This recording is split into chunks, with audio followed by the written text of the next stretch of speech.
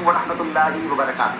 ناظرین، ہر سال جب بھی محرم شریف کا چاند نظر آتا ہے تو صرف ایک نیا مہینہ ہی شروع نہیں ہوتا، بلکہ امت مسلمہ کے دلوں میں ایک عظیم قربانی کی یاد بھی تازہ ہو جاتی ہے۔ عقیدت و احترام سے دل بھر جاتے ہیں اور ذہن کربلا کے اس تپتے ہوئے میدان کی طرف متوجہ ہوتا ہے جہاں تاریخ انسانی کا بہت بڑا واقعہ پیش ہے۔ یہ وہ مہینہ ہے جس میں نبی پاک علیہ السلام کے نواسے، جگر گوشہ بطول، امام عالی مقام حضرت امام حسین رضی اللہ تعالیٰ عنہ نے اپنے اہل بیت اور جانثار ساتھیوں کے ساتھ حق کی خاطر وہ ابدی فتح حاصل کی کہ قیامت تک باطل کے ایوان لرزتے رہیں گے، حق کا پرچم لہراتا رہے گا۔ محرم کا چاند نظر آتے ہی مدینے والے کے پیارے لاڈلے یاد آتے ہیں، وہی پیارے حسین جنہیں نبی پاک علیہ السلام سینے سے لگاتے تھے اور جن کے بارے میں یہاں تک فرمایا حسین مجھ سے ہے اور میں حسین سے۔ مگر افسوس اسی جسم کے ٹکڑے کو کربلا کی تپتی ریت پر 3 دن کا پیاسا شہید کر دیا۔ انمول ہے جہاں شہادت حسین کی۔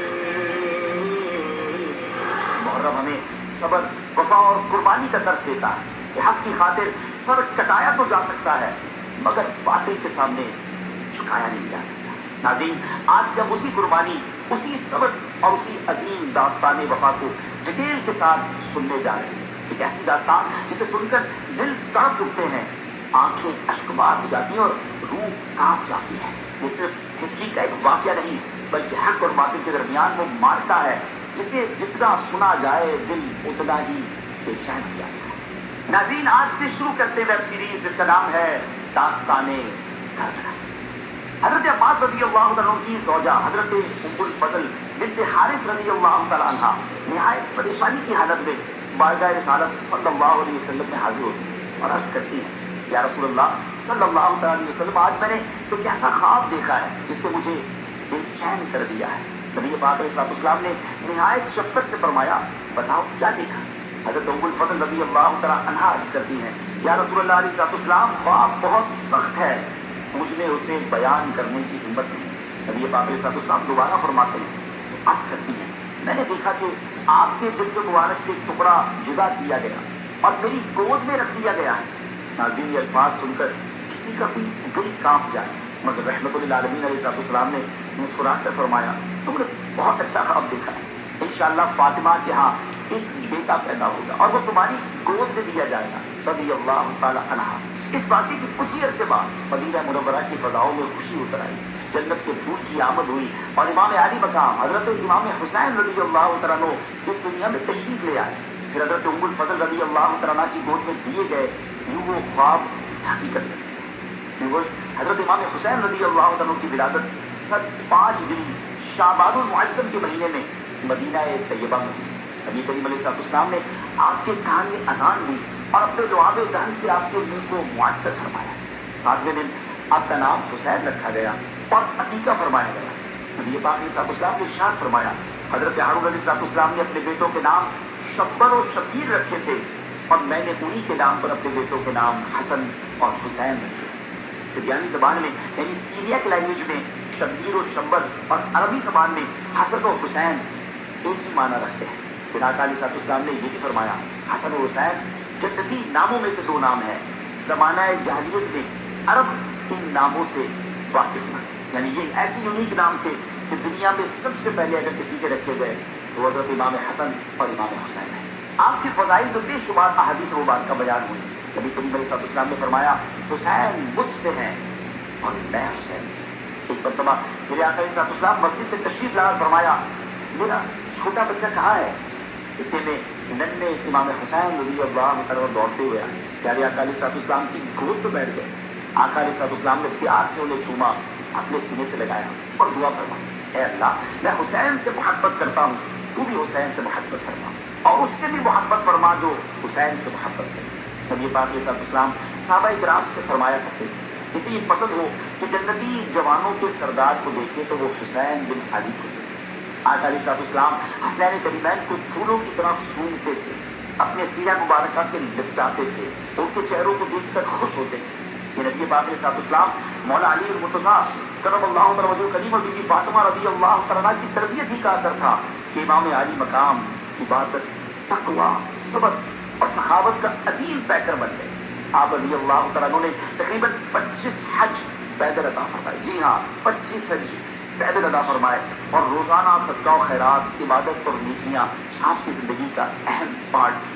آپ کو نماز سے ایسی محبت تھی کہ میدان کربلا میں بھی نماز نہ چھوڑی۔ پھر ایک دن ایسا آیا کہ پیارے آقا علیہ السلام کو ان کو ایک ران پر اور اپنے شہزادے حضرت ابراہیم علیہ السلام کو دوسری ران پر بٹھائے ہوئے تھے کہ حضرت جبریل امین علیہ السلام حاضر ہوئے، عرض کیا یا رسول اللہ علیہ السلام، اللہ کریم ان دونوں کو آپ کے پاس جمع نہیں رکھے گا، ان میں سے ایک کو واپس بلا لیا جائے گا، اب آپ جسے چاہیں پسند فرمائیں۔ ناظرین، انتخاب ہمیشہ آسان نہیں ہوتا، کچھ انتخابات بڑی مشکل ہوتی ہیں۔ ایک طرف اولاد ہے، دوسری طرف اولاد کی اولاد ہے، یہ کیسا انتخاب ہے؟ پر نبی پاک علیہ السلام نے انتخاب فرمایا۔ آپ نے فرمایا اگر حسین جدا ہو جائیں ان کی جدائی میں فاطمہ علی کو تکلیف ہوگی اور مجھے بھی شدید تکلیف ہوگی، اور اگر ابراہیم وفات پا جائیں تو زیادہ غم مجھ کو ہوگا، اس لیے مجھے اپنا غم پسند ہے۔ ناظرین، اس واقعے کے صرف 3 دن بعد حضرت ابراہیم رضی اللہ عنہ دنیا سے رخصت ہو گئے، اور اس کے بعد جب بھی امام حسین نبی پاک علیہ السلام کی خدمت میں حاضر ہوتے، پیارے آقا علیہ السلام ان کی پیشانی کو چومتے، آنکھیں بھر آتی اور لوگوں سے فرماتے میں نے حسین پر اپنے بیٹے ابراہیم کو قربان کیا ہے۔ ایک مرتبہ حضرت امام حسین رضی اللہ تعالیٰ عنہ اور امام حسن رضی اللہ تعالیٰ عنہ پیارے آقا کے سامنے کم سنی کے زمانے میں آئے اور وہ ایک دوسرے سے کشتی لڑ رہے تھے۔ تو نبی پاک علیہ السلام بیٹھے ہوئے کشتی ملاحظہ فرما رہے تھے، تو حضرت حسن سے پیارے آقا نے فرمایا کہ حسین کو پکڑ لو۔ حضرت فاطمہ الزہرا نے کہا کہ ان کو بڑا تعجب ہوا کہ عرض کیا ابا جان آپ بڑے سے فرما رہے ہیں کہ چھوٹے کو پکڑ لو۔ پیارے آقا علیہ السلام نے فرمایا دوسری طرف جبرائیل حسین سے کہہ رہے ہیں کہ حسن کو پکڑ لو۔ اللہ اکبر، یہ کیسا گھرانہ ہے، یہ کیسی برکت والے لوگ ہیں کہ ان کے خاندانی معاملات میں فرشتوں کی آمد ہو جاتی ہے۔ ویورز، ایپیسوڈ کے سٹارٹ میں ہم نے سنا تھا کہ امام علی مقام کی ولادت کی خوشخبری ولادت سے پہلے دے دی گئی تھی۔ اسی طرح آپ رضی اللہ عنہ کی شہادت کی خبر بھی آپ کے دودھ پینے کے زمانے میں ہی سنا دی گئی تھی۔ جی حضرت علی، حضرت فاطمہ الزہرا اور دیگر صحابہ کرام علیہ الرضوان اور اہل بیت کے جانسار سبھی لوگ آپ کے زمانہ شیر خارجی میں جان گئے تھے کہ نبی پاک علیہ السلام کا یہ لال ظلم و ستم کے ہاتھوں شہید کیا جائے اور اس کا خون نہایت بے دردی کے ساتھ زمین کربلا میں بہایا جائے۔ حضرت عائشہ صدیقہ رضی اللہ تعالیٰ روایت کرتی ہیں کہ نبی پاک صلی اللہ تعالیٰ علیہ وسلم نے فرمایا جبرائیل نے مجھے خبر دی ہے کہ میرے بعد میرا بیٹا حسین زمین طف میں شہید کیا جائے۔ حضرت جبریل علی کربلا کی مٹی بھی ساتھ لائے تھے اور فرمایا تھا یہ حسین کے مقتل کی خاک ہے۔ ناظرین، طف کوفہ کے قریب اس مقام کا نام تھا جسے آج دنیا کربلا کے نام سے جانتی ہے۔ اسی طرح کبھی بارش کے فرشتے کے لیے خبر دی گئی تو کبھی ام سلمہ رضی اللہ تعالیٰ عنہ کو خاک کربلا دینے اور اس خاک کے خون ہو جانے کو شہادت امام حسین کے سائن قرار دینے کا ذکر ملتا ہے، جس سے معلوم ہوتا ہے کہ نبی پاک علیہ السلام کو ان کی شہادت کے بارے میں بار بار اطلاع دی گئی اور آپ نے بھی بارہا اس کا ذکر فرمایا، جس کی وجہ سے حضرت امام حسین رضی اللہ عنہ کی شہادت کی خبر بچپن سے ہی خوب مشہور ہو چکی تھی۔ سب کو معلوم ہو گیا تھا کہ آپ رضی اللہ عنہ کربلا کے میدان میں شہید کیے جائیں گے۔ مولانا کرم اللہ تعالیٰ وجہ الکریم خود اس مقام کو دیکھ کر آئے تھے جہاں امام پاک نے شہید ہونا تھا۔ آپ رضی اللہ عنہ جب اس مقام پر پہنچے تو فرمایا نبی کریم علیہ السلام نے مجھے خبر دی تھی کہ حسین فرات کے کنارے شہید کیے جائیں گے۔ پھر آپ اس مقام پر گئے جہاں بعد میں شہداء کی قبریں بنی اور فرمایا یہاں ان شہداء کے اونٹ باندھے جائیں گے، یہاں ان کے کجاوے یعنی سیڈلز رکھے جائیں گے، یہاں آل محمد علیہ السلام کے جوان شہید ہوں گے اور آسمان و زمین ان پر روئیں گے۔ ناظرین ذرا غور کیجیے، نبی پاک علیہ السلام جانتے تھے، مولا علی کرم اللہ تعالیٰ وجہ الکریم جانتے تھے، سیدہ فاطمہ الزہرا رضی اللہ تعالیٰ عنہا جانتی تھی، پورا اہل بیت جانتا تھا کہ حسین کربلا میں بے دردی کے ساتھ شہید کیے جائیں گے، مگر وہ حضور کی بارگاہ میں آ کر یہ عرض نہیں کرتا کہ حسین کی خبر شہادت نے تو دل اور جگر پانا پانا کر دیا ہے، اب آپ دعا فرمائیں کہ اللہ عز و جل حسین کو اس حادثے سے محفوظ رکھے۔ کسی نے یہ دعا نہ کی کہ یا اللہ کربلا نہ آئے، کیونکہ محبت والے آزمائش سے بھاگا نہیں کرتے، وہ اللہ کی رضا پر سر جھکا دیتے ہیں۔ نبی پاک علیہ السلام کی آنکھوں سے آنسو بہتے تھے مگر زبان پر رضا تھی، مولا علی کے دل پر غم تھا مگر لبوں پر صبر تھا، سیدہ فاطمہ کی رضی اللہ تعالیٰ کے دل میں درد تھا مگر دعا یہی تھی کہ میرا حسین کامیاب۔ شاعر کہتے ہیں نا، زبان پر شکوے رنج و علم لایا نہیں کرتی، نبی کے نام لینا غم سے گھبرایا نہیں۔ اور نبی پھر وقت آیا کربلا میں سب کچھ چلا گیا، اور گھر اجڑ گئے، خون سے لت پت جسم تڑپتے رہے، ننھے بچے پیاس سے بلبلاتے رہے، ماؤں کے لال خاک پر گرے رہے، مگر حسین ہارے نہیں، سر کٹ گیا مگر جھکا نہیں۔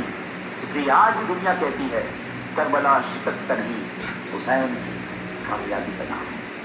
شاعر کہتے ہیں قتل حسین اصل میں مرگ یزید ہے، اسلام زندہ ہوتا ہے ہر کربلا کے بعد۔ ناظرین، وقت اب اختتام کو پہنچا، اگلے ایپیسوڈ میں ہم بات کریں گے یزید کی کہ یہ بدبخت کون تھا، اور امام حسین رضی اللہ تعالیٰ عنہ سے اس کی دشمنی کی اصل وجہ کیا تھی۔ یہ دعا میں یاد رکھیے گا۔ السلام علیکم ورحمۃ اللہ وبرکاتہ۔ تاریخ کا ایسا دور جب حاکم بنا فاسق و فاجر، شرابی، بدکام، سالش، سلام یا حسین۔